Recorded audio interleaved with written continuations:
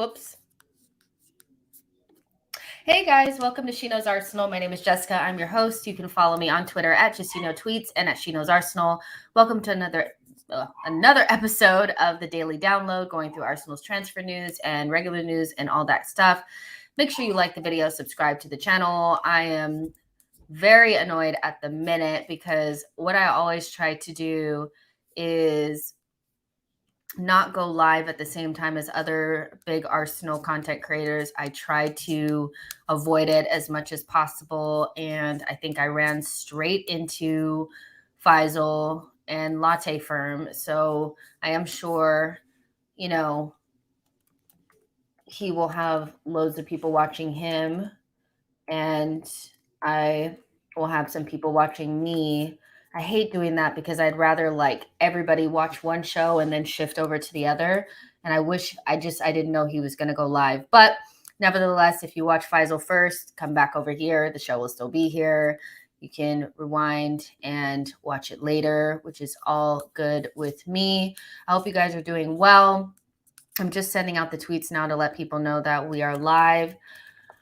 There's quite a bit, I would say quite a bit happening in the Arsenal transfer sphere. I know that for 2 weeks or so, it felt like nothing was happening because Lisandro Martinez was kind of dead, and Raphinha, who now is the here we go from Fabrizio Romano, is going to Barcelona. And we were like, so who are we going to get? What are we going to do? And so the Paqueta, whatever, don't want the pronunciation police to come after me, but Paqueta rumors had come out a couple of weeks ago, or not a couple of weeks ago, a week ago, and they were from the lesser known journalist. It was a lesser known journalist. So I can understand why some people were like, oh, there's no way that this is real. But I do just want to remind people that there are other journalists out here that get information. It's not just Fabrizio Romano and Ornstein. And if they're not talking about it, it's not real. Fabrizio and Ornstein also get information from agents and from sources so that it could build a narrative in a certain direction. So they're not always the most reliable. Sometimes the smaller journalists actually are more reliable because they don't have, the big following. They're just putting out the information that they get, and there's no narrative attached to it. So when Mediafoot OM came out with the Paqueta rumors, I did feel like there was something to it because we've been linked to him before. It's not the first time that, Arsenal have been linked to him, and it just makes sense. And now some of the more well-known journalists are coming out and talking about it. Charles Watts has spoken about it, and Fabrizio Romano has kind of talked about it, saying that there's interest there. Ben Jacobs as well. So there's a little bit, more concrete information out there now. But just want to remind people that it's not just the tier ones, that are out there that you should listen to. I would say always do your research, but some of these smaller publications do have things to say. And so the big headline for today is Arsenal and Lyon are in talks now for Lucas Paqueta. And I am loving it. I think this is the exact player that we need to be looking at for that left center mid position. I had retweeted a compilation of Lucas playing against Uruguay in the qualifiers for CONMEBOL, and I would say that's probably one of the better ones to watch. There's tons of them kind of floating around, but if you guys get a chance on my JustTweets account, look at that one because it gives you a good kind of summary of the type of player that he is. I do think that there's a misconception that he's a winger or, kind of like Raphinha, but he has a lot more to his game, and he's he presses well. He works really hard. He does get dispossessed and doesn't have the highest pass completion numbers, but that's because the things that he does out there on the pitch are a lot they're difficult, they're risky. Like, he tries to do things that other people don't. And so you don't get the safe passes that you get from El Neni and Xhaka. You do get a little bit more of a risk there. And I don't think there's anything wrong with that, and he does have some development that needs to happen. Like, I'm not saying he's anywhere near the finished article, but what he is right now is very, very good. And he's a serious player. So, these rumors are kind of exciting, so, this is coming from, UOL Esporte, and they are, a, Brazilian news publication. Brazilian sports, and the little excerpt from that is Arsenal and Lyon have started talks for Lucas Paqueta. The player has been approved by Mikel Arteta and Edu Gaspar. Lyon won't accept less than 60 million euros for the Brazilian, which is somewhere around like 50 million, 52 million pounds. Arsenal are his most likely destination. That's what they're saying. And this is coming from Gabe Carneiro, who is a Brazilian journalist that does work for UOL Esporte. And this is coming from like his article saying that Arsenal and Lyon are in ongoing discussions for Lucas Paqueta. There is no hurry between the clubs. The price wanted by Lyon is the 60 million euros. Lucas wants to make a sporting and financial leap for his career and hopes the move materializes. So those are like good signs. I don't actually think I remember anything with Raphinha that said that he wanted to move to Arsenal or he wanted it to happen or anything, or he was pushing for it. It was very much we were pushing for it, but he wants Barcelona and he wants to wait for it. So I do hope that Arsenal got some sort of confirmation from Lucas that this is the move that he wants. That's kind of what that report is saying, not in such plain terms, but he wants the move to happen. Mikel has already spoken to him. Both Edu and Mikel Arteta are on the same page, and they're trying to negotiate. And Arsenal, their pattern is kind of like they will put in offers and negotiate, and they'll only put in an official offer when they know it's going to be accepted. So I wouldn't expect an official offer to go in just yet. But when it does, that'll pretty much be the end of it, because once Arsenal puts in an official offer, it's because they know it's going to get accepted. But the 60 million euro price tag to me is a lot more realistic than what was being banded about the other day, which was like 80 million euros. Now, I don't know if it actually includes the add-ons, but add-ons are, for me, not really an issue because a lot of times they're performance related. And if he doesn't perform well, they don't get the add-ons. It's more about that base fee and that guaranteed. And if we could be somewhere around the 45 to 50 million pound mark, I do think that's a decent deal for somebody of his quality. Lucas Paqueta's entourage believe that Arsenal will make a bid for the player. He could potentially fit in as a left 8 in Arteta's 4-3-3, reports Charles Watts. That's on his YouTube channel. That's what he said this morning. And there was something else from Risa from Goal Brazil. Arsenal are interested in signing Lucas Paqueta this summer and have already informed the player's representatives through Edu Gaspar that they will want to formalize an offer for him. And she said that Lyon are asking for 80 million euros. And I do think it's, for me, what it sounds like is the fee is actually more like the 60 million euros, but with the add-ons, it will look like 80. So, and we know a loss is very difficult to deal with. So, I don't anticipate this getting done like within the next week or so, but I would imagine that we at least have gotten some sort of confirmation from Lucas that he wants to come to us, so that the negotiations are kind of just between us and Lyon and not us and 4 or 5 other clubs. Like, that's the last thing that we need. But it seems like more of the bigger outlets that people tend to trust are starting to talk about this now. So yeah, but I would say I'm still a little bit more leery, just because I think we've just been burned quite a bit of times already in this transfer window. So it's not that I don't think that there's interest there or anything like that, but I wouldn't start planning the season with him just yet. Arsenal need to put in a formal bid. We need to get it done, and I would like us to, you know, get this done sooner rather than later. Um, let's see.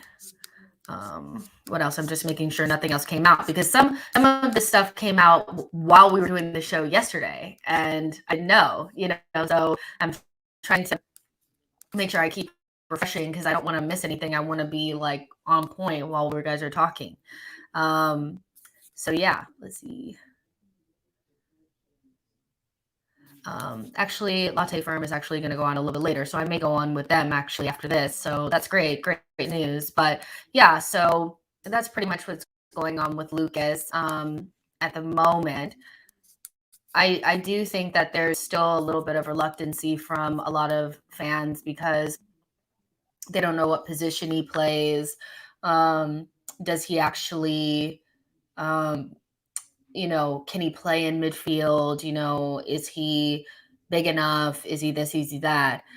I implore you to watch that compilation because it does show him in that left 8 position. At Lyon, he does play number 9. He does play number 10. He does play right wing, left wing. But for Brazil, he plays left 8, and he does a really good job. And so I would say watch that and see what you think about him from there. But he's a really good player, and yeah, I'm excited about it. I'm seeing people saying that they're like frustrated. BX Gunner is saying we landed Jesus and some are bored or upset. Saksham frustrated. West Ham, aren't they making signings? Yeah, like Antonio saying, I get bored and I'm tired of this transfer window. Well, we still have like 40 something days left until the window closes. And so I do sense that like almost like Arsenal fans felt like there was a deadline to get everything done before preseason started. And we've somehow dropped the ball and, the window is over. But okay, we're going to go ahead and block you, buddy. But, there's still plenty of time left. And the transfer window, we tried to get other deals done and they didn't work out. So we need to move on to our next targets. And sometimes things take time. So we just have to like kind of relax. Like, you know what I mean? We got two major signings over the line. And so I still get it. Like I get that we want things done quickly and we wanted them done before the preseason started, but that's not how things always work. So there you go. But Elliot Roberts says Paqueta is taller Santi. As much as I love Tielemans, gotta have Paqueta. This guy is a monster with 10 plus guaranteed goals for midfield. Come on, you Gunners. CJ says, I like the player and defo feel he lifts the level, but why buy Vieira instead of using the 30 million on a more defensive CM? If Partey gets injured, we'll have to depend on El Neni, Xhaka, or Sambi. So, what I'll say is that, like, I do feel like, I do feel like we do need another defensive midfielder. Like, I think we all see that gap in the squad. Just like we probably see that we need a better right back as well than Cedric as a option other than Tommy. But those don't seem like the priorities from the club at the moment. Re-signing El Neni and ultimately keeping Cedric, I do think seem like the club is kind of saying these are not our priorities right now. We feel like we can get through with what we have. And so I do agree with you 100% that I would like to see a more defensive-minded midfielder come in.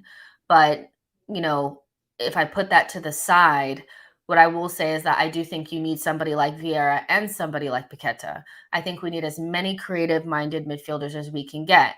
There's the best Arsenal teams always had multiple outlets of creativity. And this team is bereft of creativity beyond Odegaard. And so when Odegaard is out of the game, or he doesn't have influence on the game, we're pretty much dead. For me, Martinelli, um, and Saka are not really creative players. Neither is Emile Smith Rowe.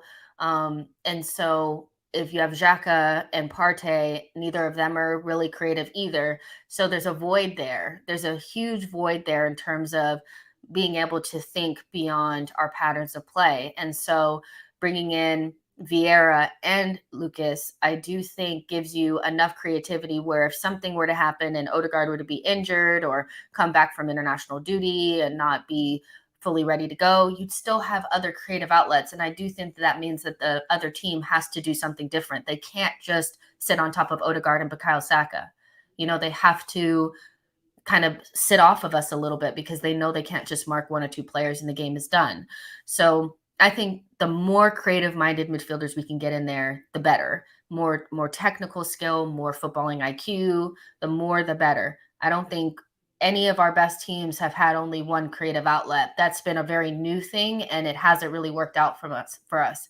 So although I do understand that there is a gap in the squad for an additional creative central defensive midfielder, I do think bringing in more creative players is good, because ultimately, if we end up not being super defensive and we're trying to possess the ball and all that kind of stuff, you need actually more creative players than you need defensive ones. There's only a couple of games a season where I do feel like we need to bunker in, we need to have more defense. Ultimately, last season, I felt like we needed more invention. We need more ingenuity on the ball. We needed more technical skill.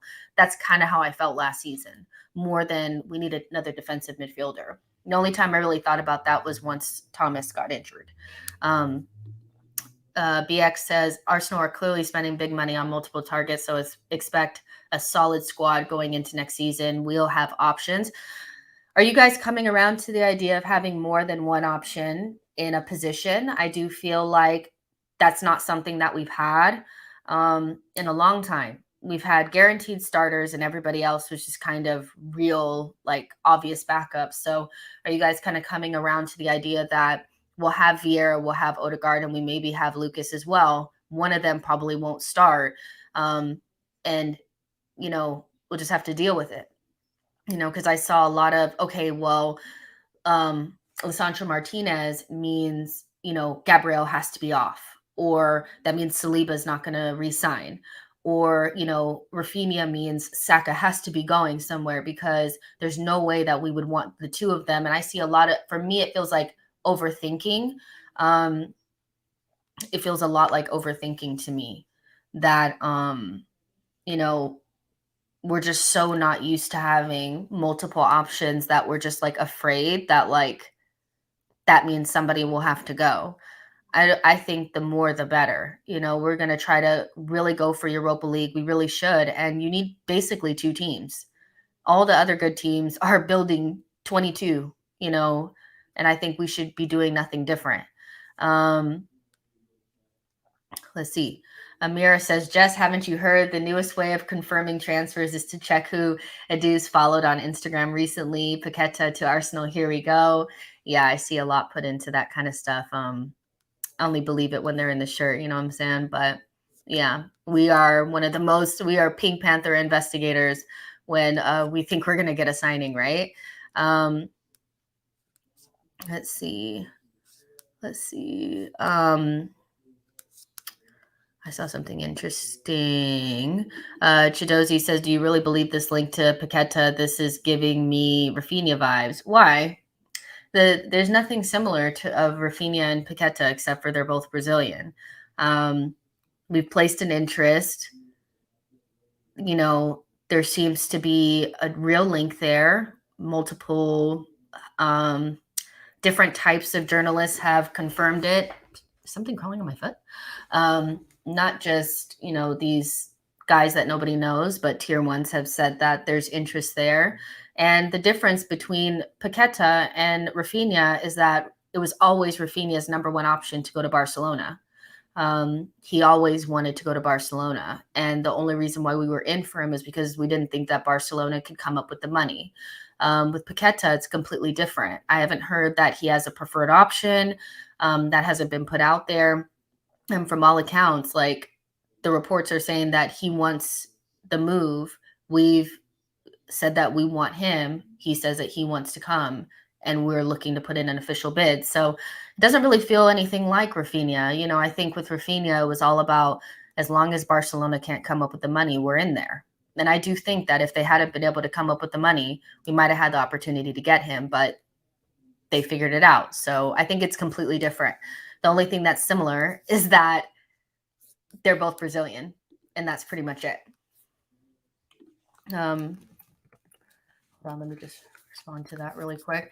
Yeah, so I think we are going to have to come to that conclusion. I see people are worried about Emile Smith Rowe. If Emile Smith Rowe wants to play, he needs to be better than somebody else. Like I think Emile Smith Rowe has so much talent. I just wonder why it doesn't always show up on the pitch for 90 minutes. Not even 60. He's like a glimpse guy. Like he has, you know, one or two really good touches throughout the game, but he kind of disappears. Martinelli, you know, he's pretty much good all game. You know, but sometimes he doesn't have the finishing touch. If you could actually combine Emile Smith Rowe and Martinelli, you'd probably get the perfect player. So those two, you know, I don't think need to be guaranteed starters. I think they should have to work for their spot and battle each other for that left wing position. Saka needs to be battling with somebody else as well. Like these are things that will actually make us better, where I do think some people are really reluctant to buy into it because maybe they feel like the player will want to leave if they're not a guaranteed starter. Well, if they don't want to have to work for their position, they don't need to play for Arsenal. Like our best teams have always had tons of competition for places.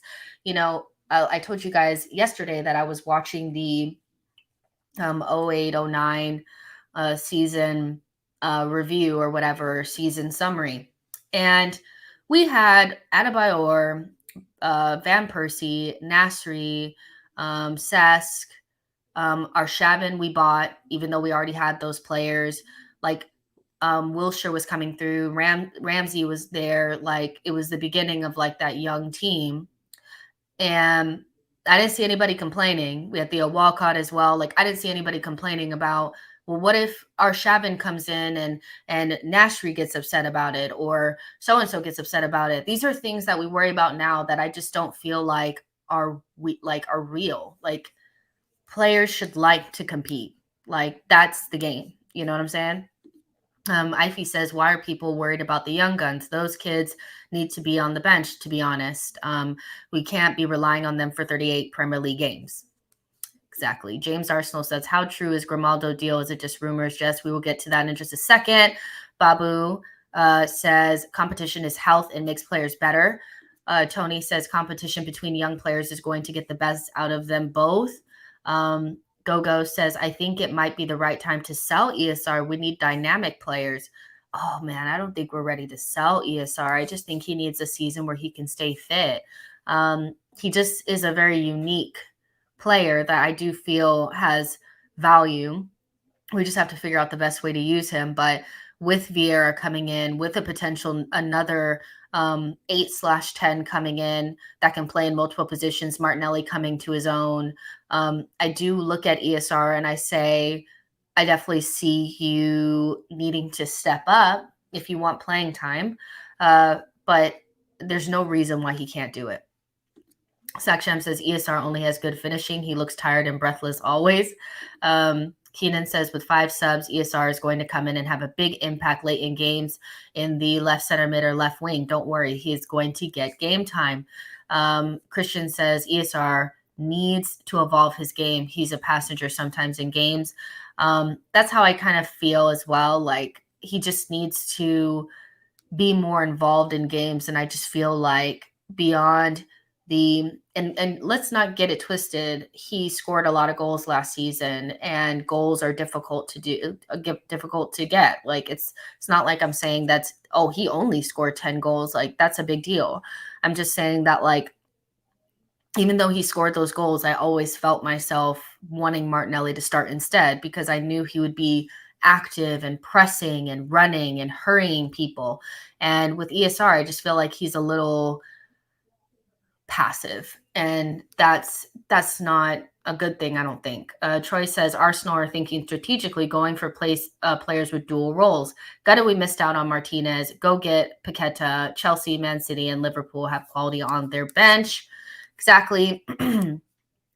So, and yeah, maybe ESR assumes the you know the super sub role. And that's just what it is. ESR coming off of the bench last season was really, really good. And so that's probably not something he would always want to do, but it may be what's best for us next season. You never really know. Let's see. Keenan says, what do you think about selling ESR? We can probably get 35 million for him. We would have funds to get Paqueta and Tielemans. I would say we should have the money to get those two players without having to sell ESR. I think it's too early. I would like ESR to have the type of season that would allow us to ask for upwards of 50 million for him. I just think he's young, English, way too young to be looking to sell him just yet. I would say he has another season in him before I would even consider it. But to sell him now, just for like an Aston Villa, to sell him to a really good team, 2 years later for upwards of 50 million, 60 million or something, I just don't think it's time for that. ESR for me is not somebody that we need to be desperately selling. There's so many other players I look at that I'm like, they should probably go before him. Gunnar Works says, I don't think ESR has really found his preferred role yet. Is he a left wing? Is he a left 8? Not quite sure. Yeah, I don't see it either. I don't see what role he's actually going to occupy. That worries me a little bit because I think when you don't nail down a position at a certain age, you can kind of get left in the dust a little bit. But let's just see what happens with him this season. He could be somebody that's really beneficial to us in like Europa League and stuff like that because he's a starter level player. Like he could be starting for us. I just think, he's probably the 12th or 13th option right now, and that's just what it is. Yo-Yo says 08-09 was during the drought. Wenger spoiled a lot of winners. Triangles and one-touch football used to be the norm. Saida says, Arsenal fans always want to sell the better players with potential and keep the ones that should have been moved on a long time ago. Yeah, I don't think we're anywhere near selling ESR right now. I just think he has one season. Like this next season is really important for him because if he can kind of figure out what his position is, or if he's going to be the type of player that can play in multiple positions, be somebody that can offer something that other players don't. So what ESR is really good at, I think, is, being able to drive at players, and, he's quite fast as well. And when he's on his game in midfield, he can get past the man and kind of be a ball progressor in that position. He's not necessarily a passer, but we lack having somebody in midfield that can progress the ball with his dribbling. That's what he's really good at, bursting past, the lines and the press and getting us into in between the lines and then going from there. And so with ESR, I just think he needs to figure out a way to use more of his skill set on a more regular basis throughout the game and not float in and out. He also tends to play on the left-hand side, and I do think the left-hand side is significantly weaker than the right. So he gets less chances, if that makes sense, to show what he can do. But Martinelli gets himself involved in games, like by winning back the ball and getting the ball on his own. And I just don't think there's enough of that from ESR. But he has a special skill set that I do think is not really something we should be trying to sell yet. He's 6 foot, he's fast, he can score goals, and he has decent skill sets, or decent skills. So there's that. He's just it's too early to even be thinking about selling him, in my opinion.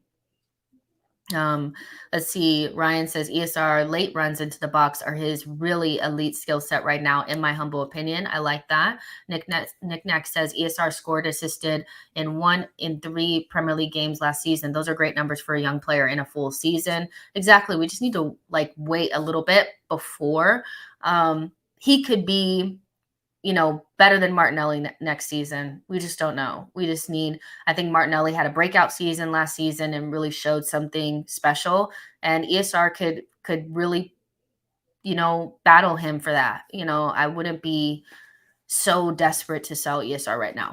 There's 250 of you guys in here. Like the video, subscribe to the channel.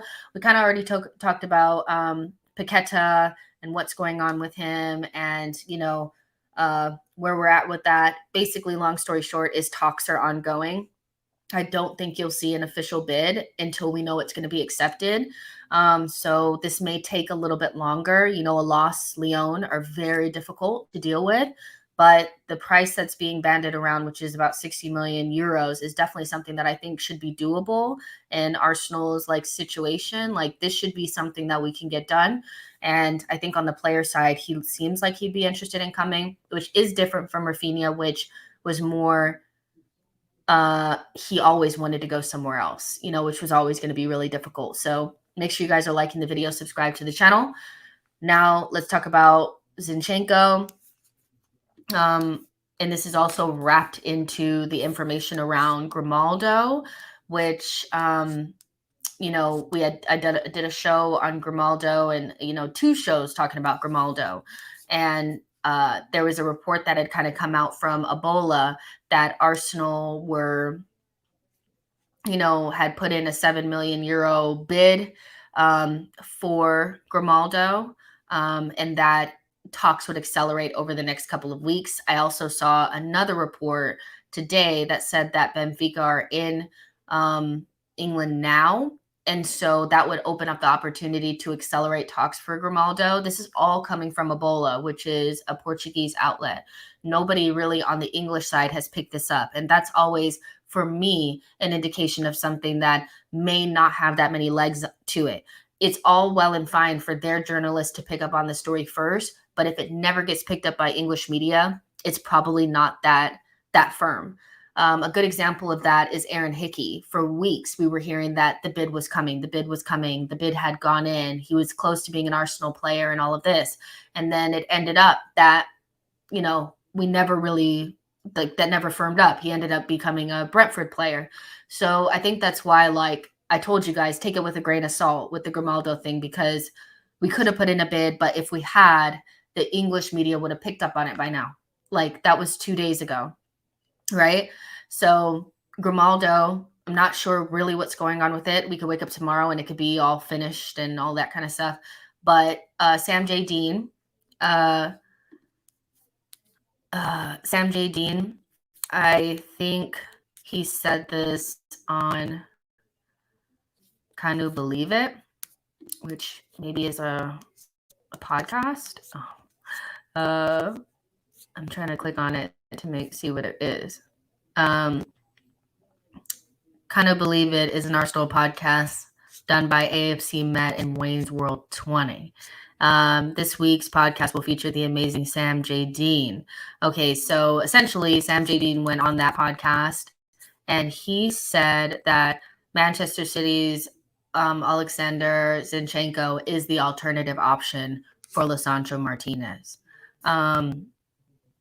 Arsenal are negotiating with Benfica's Alex Grimaldo and in contact with Manchester City over Zinchenko.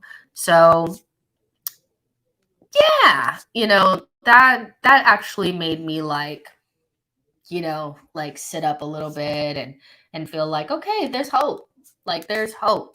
Because anybody who's been here over the last couple of days knows I've been trying my hardest to make Grimaldo good, and I couldn't. I just couldn't. I didn't like it. I wasn't feeling it. Mostly because he's nothing like Lisandro Martinez. And he's not different than Tierney. And he's not really that different than Nuno. They're different in the way they look and their attributes athletically. But when you really put it down to bare bones, they're both wingbacks. And I would imagine that would go for something different than Tierney because, Tierney was trying to play a more inverted role. And that may have been because Tomiyasu was not there and it was Cedric. But I just feel like you want to have the ability to invert on either side just in case somebody's not there. So, because if Tomiyasu's not there, the next option is Cedric. So essentially, you want Cedric to be more of the overlapping fullback because that's what makes him the best. And then on the other side, you want an inverted fullback, somebody that can play more like a midfielder. And Tierney just doesn't really have the ability to do that. He's more of a push it past you and run crossing type of, left back, which that's just who he is. Like, you can't really change him now. And he did as good as he could to play more inverted and be more of a passer, but that's just not his bag. And so it never really made sense to me to have Grimaldo. Zinchenko is a much better option, but I would imagine that Grimaldo is on the list. Like, I do think he's on the list, but if we can't get Zinchenko, or we have like a time limit on when we can get this particular deal done, maybe they're lining up Grimaldo to be something that they can do really quickly if Zinchenko can't come to fruition. With Zinchenko, when I look at it, I'm just like, I just don't know if Pep would be okay without having, they're still trying to negotiate for Marc Cucurella. Last time I read is that they want to get Marc Cucurella on an extended contract so that they can get as much money as possible. The original fee for Marc Cucurella to Manchester City was something around 30 million, and it has it has gotten much bigger since then. It's been like 45, 50 million. So Brighton are playing hardball. We are no, stranger to what Brighton are like when you want one of their players and they're not ready to sell. They are difficult to deal with. So with Manchester City still trying to get that together, which, I mean, they have like personal terms and all of that already done with Mark, but Brighton, they're doing Brighton things. We might need to wait a little bit longer for Zinchenko because they're not going to let him go without having Mark secured. I do still look at it like, okay, so you're just going to have Cancelo and Kyle Walker and Marc Cucurella. I get Cancelo is a freaking unicorn. It can play on both sides, but like, why would you get rid of Zinchenko? But that's neither here nor there. From an Arsenal perspective, if it's going to take a lot longer, remember how long it took for us to get Ben White? Do you guys remember that?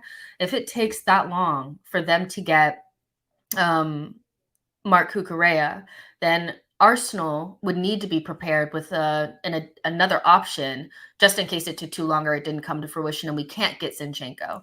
So I still think that Grimaldo is on the list, but Zinchenko makes a lot more sense as an alternative to Martinez. So essentially Martinez, Zinchenko, Grimaldo. That makes a lot more sense to me. And you would have to have something ready to go just in case, the deal between Cucurella and Manchester City doesn't come to fruition, or Brighton hold on into the very last week and you need to make sure you can get something done. So that's all, fine. I would say that like if we got Zinchenko, that would 100% like kill the Tielemans thing. I just don't see Tielemans coming in if you have Zinchenko and you get Paqueta as well. That's a lot of midfield action that can all kind of play on the same side and all that kind of stuff. So I do think that, Tielemans' deal is looking a little bit not happening like at the minute. And that may be why we're holding off. Because if you get Zinchenko, it's just a lot. You don't really need Tielemans at that point. So, I like that because I'm not feeling the Grimaldo thing. But equally, if Cucurella does go and they still say they don't want to sell Zinchenko, then we'll probably just go to Grimaldo and move on from there. Nick Nack says the only positive about signing Grimaldo is he's cheap. Zinchenko is always used to the league, is already used to the league. So you guys, it's my opinion that Tielemans won't happen if we get Zinchenko, but I don't know. I'm just reading the tea leaves and I'm just putting 2 and 2 together. I feel like that would be a lot, because Zinchenko could play midfield. You already kind of have that. That may also be why, we weren't going after Tielemans when we were in for Martinez, because he can also play in midfield. So that's me just trying to figure out why we haven't tried to get Tielemans yet. But I don't know. You know what I'm saying? Like that's just all I'm saying. Um, so Habib says Adu needs to act fast before the U.S. tour. The boss know who's the best for their tactics. The only thing I know is we need a left back, a center mid, a box-to-box midfielder, and an attacking mid desperately. Let's see. Saksham said we did Basuma and Yuri dirty. I don't think we did Basuma dirty at all. There was never anything concrete about the Basuma to Arsenal links, not at all. That was like very much so an Arsenal fan thing. I remember we were really talking about it on this channel. I think Basuma is an excellent player, but we were never concretely linked to him. We never were in talks with him. We had spoken to his agent, but that's it. Like no talks were ever opened, nothing like that. So we didn't actually do Basuma dirty, Yuri, if we end up going with somebody else or the league or the transfer window changes, it's very fluid and we don't end up getting him, it is what it is. But, it is what it is as far as I'm concerned. The transfer window is fluid. And so maybe we did promise him that we'll come there at the end of the window and make sure that we get him and it's a promise or whatever. But I just would imagine if you brought in Zinchenko, that if you got Paqueta as well, I'm not really seeing where. Of course, I would love getting Tielemans as well. Like, don't get it twisted. I just am not sure that I see that as being a likely outcome. But that's just me. Such a shame on Tielemans. Nick Nack says oh yeah, you said that already. Dev M says if we get Paqueta, then Tielemans will go to United. Potentially, but also there's a lot of mixed reporting on that, that Tielemans is only really an option for Manchester United if they don't get Frankie de Jong, because they did get Eriksen. I think people keep forgetting, but maybe they will go for Tielemans. Maybe that's another midfield option for them. But I can see Arsenal fans being like really upset about that as well, like if he ended up going there. But Paqueta is a better player than Tielemans, and so I wouldn't be like devastated. But it's never nice seeing somebody that you're linked to go to a direct rival. I think Tielemans is an excellent player, and he should be playing for one of the top 6 teams. But if we end up going with somebody else, we end up going with somebody else. Saksham says would prefer Yuri then Zinchenko. He can score goals that Zinchenko can't. But Zinchenko can play left back, and I think that's the key to the Zinchenko thing is that he plays left back as well. So he could cover Tierney and he can play inverted, kind of like Lisandro Martinez, if that's the way that we're going to use him. So yeah, that's kind of what that's what that's about. So Wayne says, who cares where Tielemans goes if we get Paqueta? Paqueta is a baller. For Tielemans, by far the better option, outshines Tielemans in all metrics. That's kind of where I'm at. Like if we get somebody better, I don't care what happens with everybody else. Like it just is what it is. But I do sense that we want all of it, and we can't always get everybody. But it's about priority as well, you guys. And if you get Paqueta and you have Vieira and you have Odegaard, of course I would love Tielemans. But I also feel like you still have Granit Xhaka. And Granit Xhaka is a less good version of Tielemans. And so what's more important? Bringing in somebody else that, bringing in Tielemans and having him and Xhaka and Zinchenko and, all these are having Paqueta, Vieira, Odegaard, Xhaka, and Tielemans, and not getting a left back, or is left back more important? I think once you get Paqueta, left back is the most important thing beyond that. And then maybe if you have more money, you can bring in Tielemans or if Xhaka leaves. So it's all about priority and how you use the money. But yeah, I won't be too worried because I do think Paqueta is very, very good. Nick Nack says Zinchenko will get a lot more football at Arsenal than he got at City. Surely, yeah. If Cucurella comes in, he's done. Like he's gonna not done, but he'll still be on the bench. And I would imagine that maybe he would want some more playing time. So yeah. Jabu says. Well, I'm trying to. Where's Jabu? Oh, my gut says Arteta's system, Zinchenko would start over Tierney. I agree with you. I do think that if Zinchenko comes in, Tierney would eventually become, he wouldn't necessarily always start every single game. Do I think he would just be permanently benched? No, Tierney still has a lot of quality. But Tierney's also not an Arteta player. I think people forget because he's been here for so long. But he was not bought under Mikel Arteta. He was bought under the Raul Emery regime. He's pretty much the only one of those players left because Rob Holding is a Wenger player. I'm actually thinking now, are there any Emery players left beyond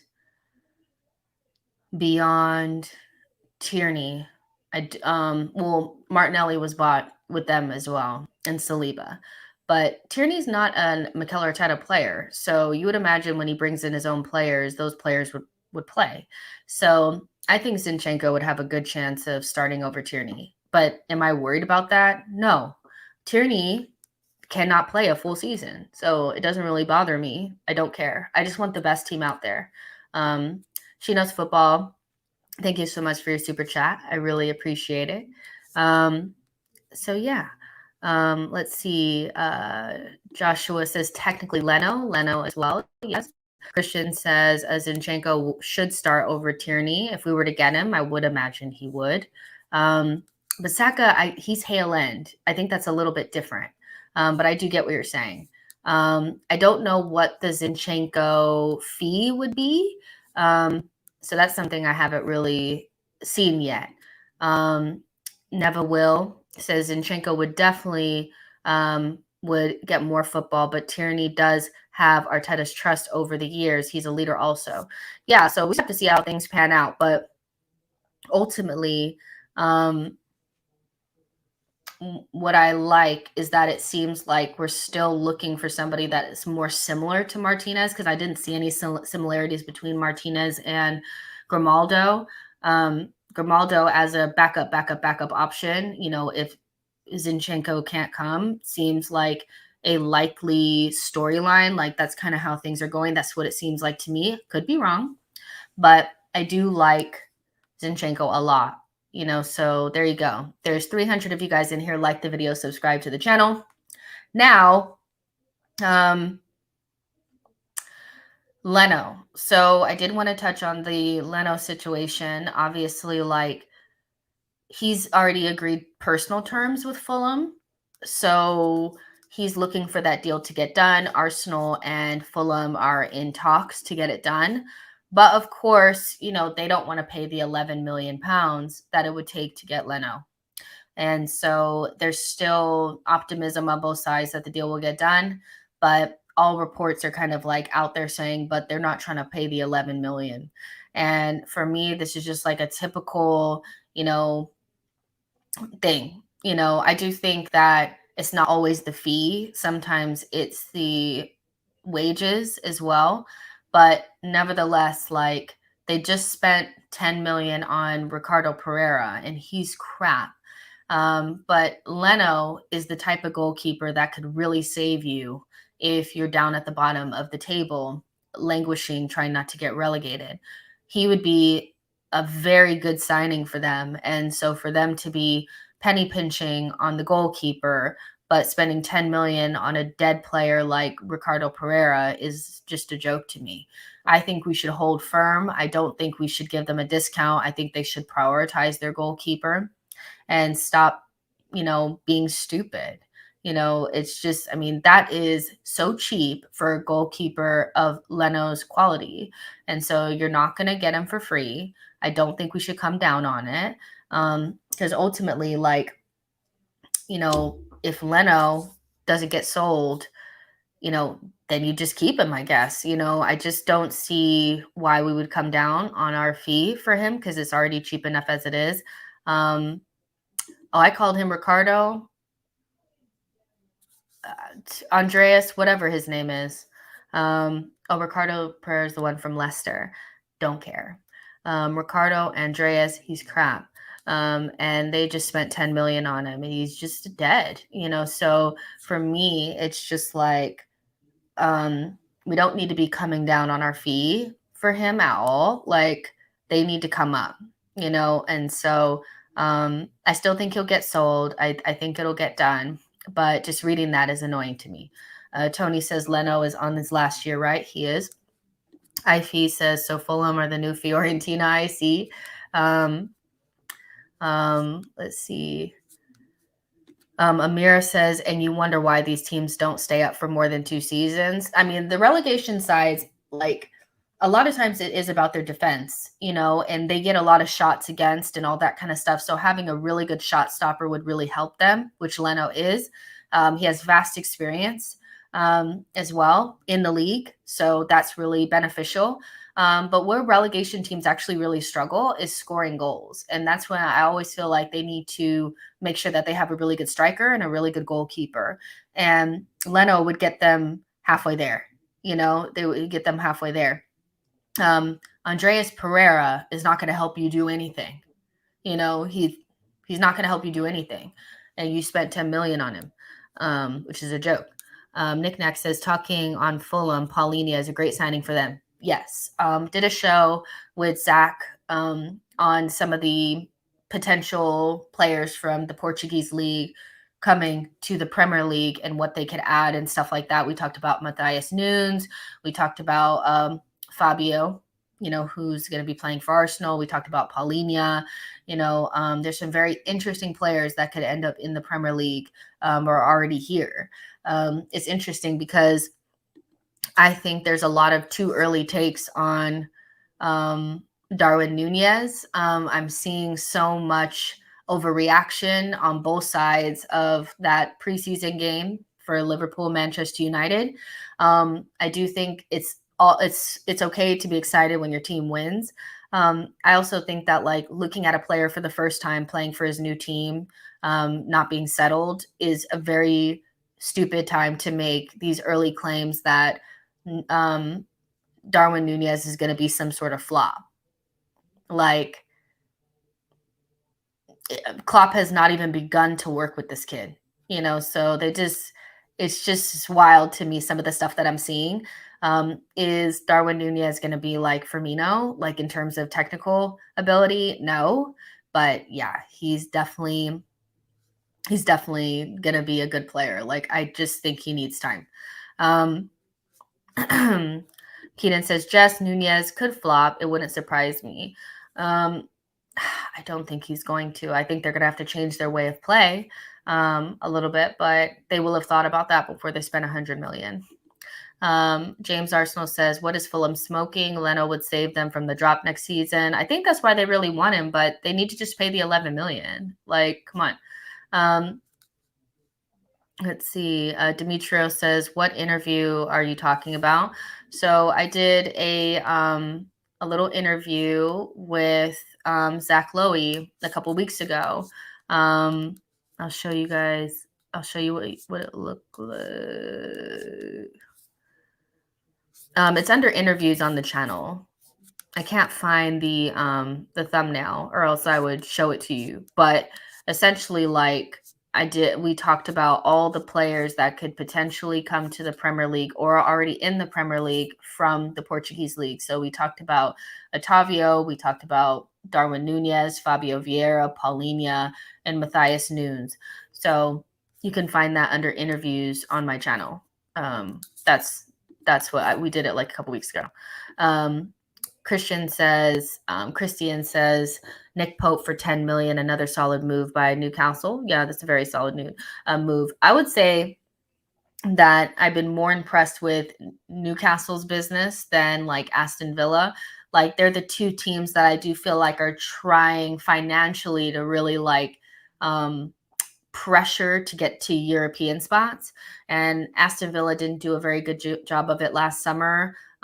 They were meant to break into the top 6 and they were nowhere near it. They make these moves that really don't make a lot of sense, and they do all the we're going to give you all the wages to get you over here type of thing.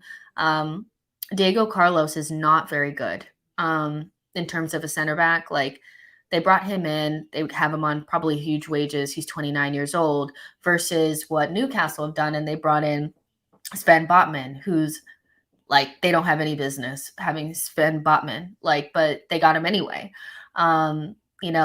Newcastle are recruiting slow and smart, and they're making sure that they're not overpaying for players. The players are very good, so I think Newcastle are showing, and it's probably because of the director of football that they have as well, that they are going to be the smart team. But Aston Villa are just throwing money at it, and I think they've wasted quite a bit of cash already on some of the players that they bought. So yeah, I think Newcastle is definitely one to watch. I saw something about Isak before we came on as well, that they are in ongoing discussions for Isak. And also Scamacca is going to West Ham, which is so interesting. Like, these like more mid-table teams are getting smarter, and that's why Arsenal cannot be out here, trying to buy like average players. Like, they need to kick it up a notch. Because these teams are smarter and they have money and they can overtake us if we're not smart. So, but yeah, Scamacca looks like he's going to West Ham, which I'm okay with it. I really wasn't sitting there like with the Scamacca like poster on my wall being like, please, let's make sure we get him. Like, we were lightly linked to him, but you guys, for me, like, I'm glad we got Jesus. With Isak, it's interesting because I do think he's really talented, but he fell off the goal scoring cliff. Yes, last season, as soon as he was linked to us, he stopped scoring. So yeah, with him as well, it'll be interesting, but they're still like really good players. So it'll be interesting to see how they do. But like, those two players, I think, are like better than like the Ollie Watkins and these types, they have more skill about them. Anike says excited for Scamacca to be in the league now. Then wow. I mean, the thing about it is, like, it's very rare that you see these Italian players leave the that league, So I mean, I know he's been outside of the Italian league before, but I think it's cool that he's going to come to the Premier League. So, and they need to get rid of Antonio. He was on a terrible goal scoring drought at the end of the season.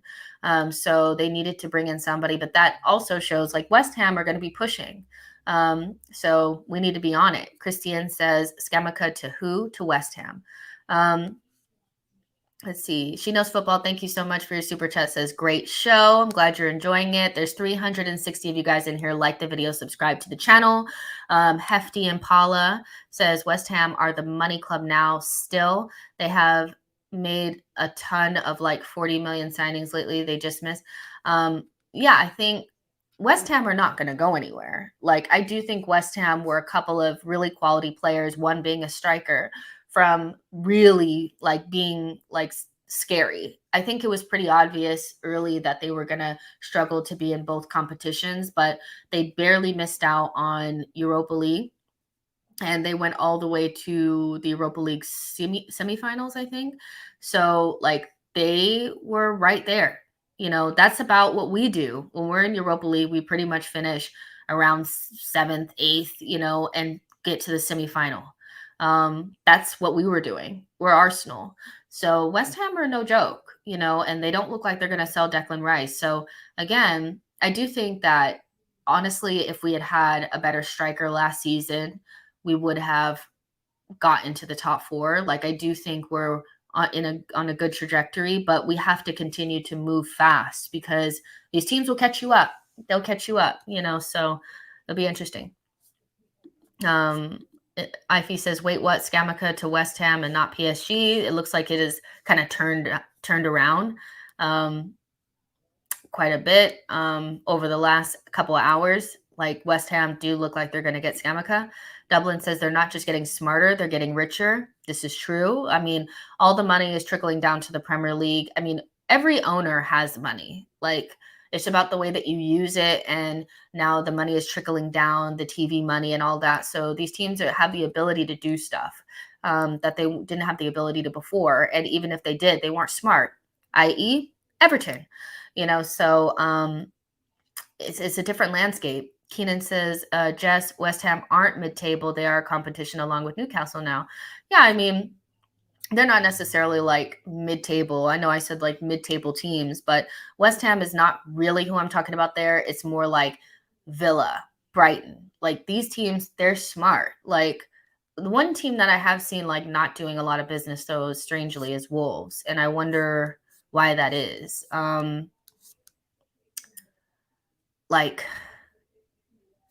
I wonder why Wolves are not doing anything yet, because they look so close. And I think it was Zach who was telling me that a lot of those players that came, Ruben Neves and Matinho, they came under the assumption that they were really going to try to do something special at Wolves and try to get into the Champions League spots, and really push. And that's, they were signing players that they really had no business signing because they have the connection with George Mendes. And it really hasn't worked out like that. They've gotten close, but not really where they probably should have been with the type of players that they have. So it'll be interesting to see what Wolves do. But I do think they're going to fall behind because they were doing well, but they definitely need to bring in some more talent. And I do expect like Newcastle and Aston Villa, Leicester, Brighton, these teams because all Brighton need is a striker. That's all they need. Like, that's all they need, and they will be right up there with the rest of us. So, yeah, Arsenal, we need like at least 3 more signings, I think, to seem like we had a serious window. Also depends on who the players are, but a left back and either another attacker and a midfielder or 2 midfielders. Because of course, if we get Paqueta, he can play across the front line as well. Tony says Wolves haven't done anything because Edu is killing all their Portuguese speaking deals. Yeah. Keenan says Collins is a good signing. Gunnar Work says the PL is getting super competitive. Even the mid-table teams are getting money and buying smarter. Just means Arsenal need to keep 1 or 2 steps ahead. Exactly. Amira says all the hype for these players coming into the Premier League only to still have the worst referees in all leagues. Troy says Wolves in secret down. In Portugal, signing up more gems to explode on the Premier League next season. Christian says Newcastle are taking Everton's spot as like the 8th team in the league behind Leicester. Zach Sham says Newcastle going to finish above us. I wonder why people think that. I get that Newcastle did really well last season, but if we get better and they get better, but we were already better than them, why would they pass us up? Like, I don't. And during the time that they were in their ascendancy, we were playing with El Neni and like dead Lacazette. Like, we didn't have really we had glaring holes in our team, and we were still able to win 21 games last season. So I really am not really understanding why Newcastle would just pass us up if we get better and they get better. I think that's just like something that people are saying now because I don't know, because Newcastle were good, but they have to start from the beginning of the season with more pressure on them than they did last season. People are going to know more about them. They're not going to be shocked by them. It's going to be different, so I think they'll be good, but pass us up or finish above us. Are we not going to get better or what? I mean, come on. Keenan says Nketiah is clear of Callum Wilson. Callum Wilson, who's that? Oh, that's their striker. Yeah. Like Callum Wilson is an interesting one because I think what they did to us on like the second to last game of the season, I do think is something that Arsenal need to be wary of, which is we need to have the physical strength in those those fullback and center back positions. I think in order to play the way that we want to play, you can't, your center backs need to be tip top physically, and so do your fullbacks. And not having a fit Tommy, not having a 100% fit Gabriel either, and not having a good left back was kind of like they were going to run us down and they just wanted to run in behind. And other teams that tried to do that to us couldn't get it done because Gabriel was tip top shape, Tomiyasu tip top shape. So the Wilsons, and the Crystal Palace type teams, they will get you if you're not 100% ready to go. And I did sense that when we played those teams and we didn't have like our best team and we weren't 100%, they ate us alive. So that's definitely something that we need to work out.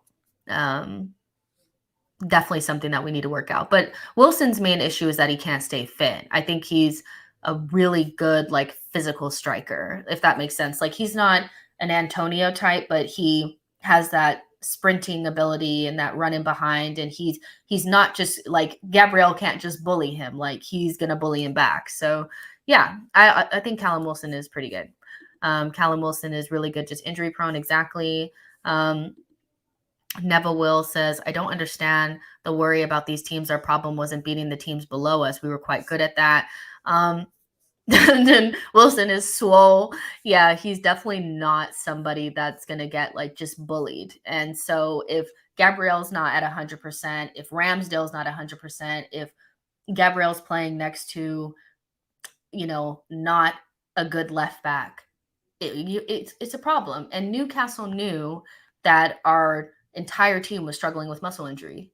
So they just played it into space, but if we're like at our physical peak when we're playing them, I don't think we have that issue. And we also couldn't control midfield and we looked young up top. So those types of things you have to take into consideration as well.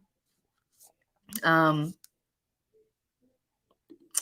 Saliba's going to fill him in his pockets. I also think like we'll have Saliba as well, which if one of our center backs is not at 100%, then you have him as well, which would be nice. And going to like difficult away grounds, it would be nice if we did use the opportunity to play three at the back.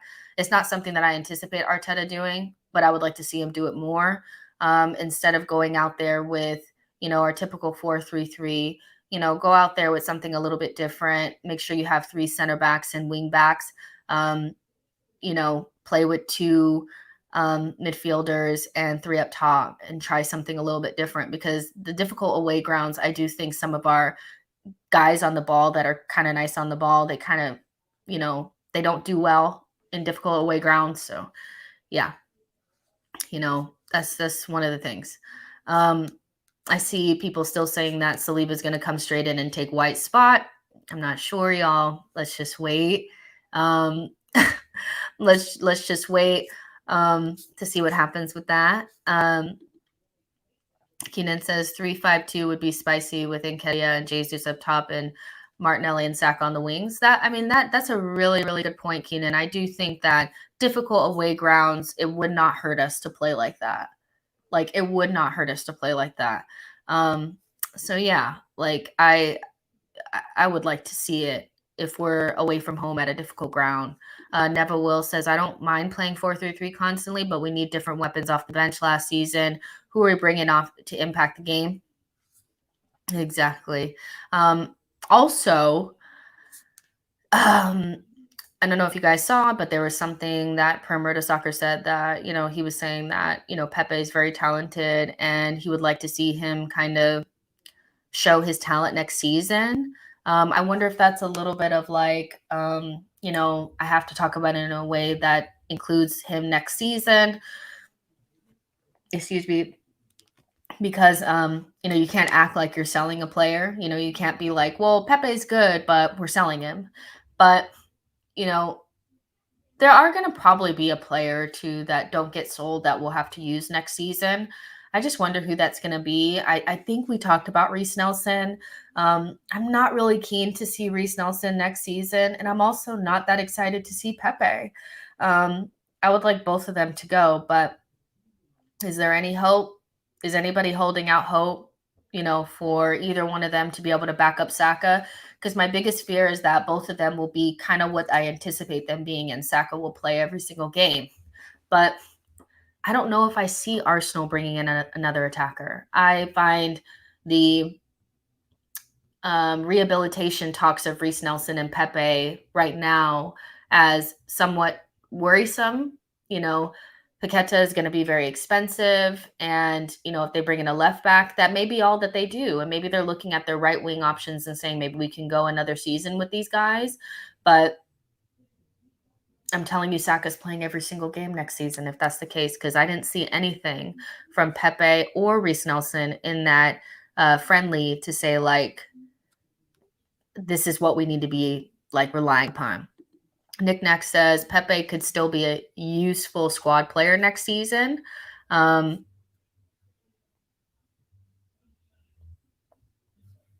I just wish he would do something when he's out there. Like, I just am trying to, like, imagine it. Keenan says, can we please send Pepe the other way in the Paqueta deal? Sweet baby Jesus. I mean, that would be amazing if we could. C-Dub says, rather see Marquinhos than Pepe. Yep. Saida says, the way the club is managing Saka isn't good and just shows that we haven't learned from the past. Elliot Roberts says, hope we get a wide forward this window or else. Yo-Yo says, Nuremberg and Ipswich, come on, people. I just imagined that they would do a little bit more. Like, I just didn't really see them doing anything, if I'm honest. Like, Nketiah and Jesus, Martinelli, they looked like Premier League players. Pepe and Reece Nelson were really struggling in that first half. They just couldn't get anything going. Now, I do recognize that they played with the worst team, but, it's not like I've been seeing Pepe play good in the league either. So I know Pepe is talented. He's never unleashed. Like, he just doesn't unleash. It comes out once a blue moon, but there's just nothing there really. Keenan says, if we don't get a wide forward and Saka is going to get run into the ground, this is going to be another Jack Wilshere situation if we don't watch it. Exactly. Alistair says, Nelson has not stepped up as Arsene Wenger thought he would. HICM says, 1 of 12 says, Saka can't play every single game next season. Otherwise, the same will happen to him during next season's run-in. What happened at the same stage last season. Exactly. I agree. Like, we need to buy somebody, but I do think Lucas can play right wing as well, but you kind of want like a right winger. You kind of want somebody that's their position, because I would imagine Lucas is going to play left 8. Vieira, I don't really view him as a winger. He can play out there, but when we talk about like one-on-one dual monsters, get past your guy kind of, wingers, we don't have enough of those. You have Martinelli and you have Saka. Emile Smith Rowe can kind of do that as well. So we're missing somebody, and I just don't think the combination of Pepe, Reece Nelson, and Marquinhos is going to be enough to make sure that Arteta feels comfortable. Because if Arteta doesn't trust it, he's going to play Saka into the ground. That's just what it is. So you need to not give him an excuse. But equally, I look out there on the market and I don't really see anybody. I think we talked about this the other day. I don't see anyone that's that would necessarily really improve us. I know Keenan's big on Diaby, but I don't know. For 60 something million for him? Not for me. Not for me. Arsenio says, hi, Jess. Hi, Arsenio. How are you? Blaze says, I can't see Pepe to stay at Arsenal. It didn't work for him at Arsenal. It doesn't make sense that a player who we bought for 72 million will be on the bench. If he says Gakpo would improve us, he would, but he doesn't play on the right. He is very much so a left winger / center player. So I'm not sure that that's necessarily the player that we're looking for, or we should be looking at. Make sure you guys are putting a like on the video. There's 360 something of you guys in here, which is crazy. I love it. Lucas says Jesus can play left with Nketiah as striker if needed. Yeah, that's true. That's true. The Dembele guy, like, we've been linked with him for so long. we've been linked with him so long. I don't really see him coming. But I did see that report as well. Okay, Gnabry. So you guys, I just have to be like real. Like, he's not coming. We keep going back to it. I would love for Gnabry to come to us, but he is not coming. I just don't see it. Everybody keeps saying he's not on our list. We're not looking at him. We're not doing this. We're not doing that. So I don't see Gnabry coming. And he would be, of course, the perfect choice. As Neil says, he would be perfect. But it's just something about, I think he's going to re-sign with Bayern. I think he's going to extend with Bayern. The only opportunity we'd have to get him is on a free next summer if he were to, stay there but not re-sign. So, but beyond Gnabry, I don't see any other right wingers that would be like worth it. You know what I'm saying? Like, I don't really see anybody that would really stand out to me. So yeah, we'll see, but there's nothing out there. Arsenio says, Jess, I am well, thank you. I'm sorry for the lateness. I had a mad busy day and just got indoors, saw you online, and got here ASAP to hang out with the queen. Thank you so much. I really appreciate you guys being here. That Eden Zergova, I mean, didn't they say Lil was like, we're not trying to sell him? One thing I would say is, like, just because somebody is saying that they won't sell them now, everybody has a price. So I wonder if we come up on a bid or something like that. But it was pretty much rubbish. Like, people were saying we didn't even put in a bid or anything. So I don't know. I don't really see that coming to fruition. But, we have to wait and see. Antony, I don't think Antony would come. I think he's very set on Manchester United. But equally, in like, anybody who pays 70 million for Antony is high. 70 million for Raphinha was like very over the top, and I love Raphinha. So yeah, like, Antony, that's not it. It's not it. So yeah, I think we have to just wait and see what Arsenal do. But I'm getting this feeling that it's a left back and a midfielder, and that might be it. I still think that's a crazy window. Like, if we got Paqueta, Zinchenko, Vieira, and Gabriel Jesus, I still think that's a really good window. I know some people still wouldn't be like ecstatic about it, but I think it would have solved a lot of the issues that we have, just not all. But equally, I don't really want us just out there buying people just because it's not going to work out. So if there's a right winger that they're looking at, but they're not quite ready or they're not really available this summer, I'd rather them wait, because I just don't see anything out there that makes sense beyond Gnabry, and I don't think we're going to get him. So I want somebody that's just as good, that are just as good as Saka, if not better. Not somebody who's gonna make Saka be like, oh, I'm playing every single game this season. And I'm sure he's tired. You think Saka's tired? Like, I'm pretty sure Saka's like, yo, I need a break. Let me just check Twitter one more time. Just check everything to make sure that nothing broke or anything while we were chit-chatting. Yeah, they're talking about Isak to Newcastle, which is it'll be interesting because if they sign him, he's amazing. But if we had signed him, he'd be crap. Confirmation that Arsenal are in talks with Benfica over deal for Alex Grimaldo after submitting a £6 million bid. He has reportedly been training alone during preseason, having turned down a new deal at the Estadio de Luz. That's from Graham Bailey. That's not what I want to hear. So yeah, that's it for today, you guys. There's some reports about Aston Villa's Carney Chukwuemeka. we'll see if that firms up a little bit more, and we'll talk about it more if, you know, if it seems like something real. I think he's in contract talks, and so that's the only reason why they're mentioning us.